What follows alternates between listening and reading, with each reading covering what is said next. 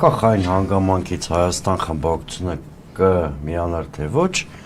ունեմ իմ ուրույն պատկերացումը իմպիչմենտի գործընթացի վերաբերյալ։ Այսինքն իմ ելույթի կառուցվածքը բացարձակապես չի փոխվել այն հանգամանքից, որ ինձանից մի քանի ելույթ առաջ խոսել էր Իշխան Սաղաթելյանը եւ արդեն ձեր նշած մոտեցումը ներկայացրել էր Հայաստան խմբակցությունը։ Իմպիչմենտի հետ կապված ես ունեմ մի քանի ստույգ հստակ մոտեցումներ։ Առաջին, ես իմպիչմենտ անցյալ եմ համարում համաժողովրդական շարժումից եւ միշտ եղել եմ սկզբունքային այն դիրքորոշմանը, որ առաջին հերթին պետք է ձևավորվի նոր ընդդիմադիր հարթակի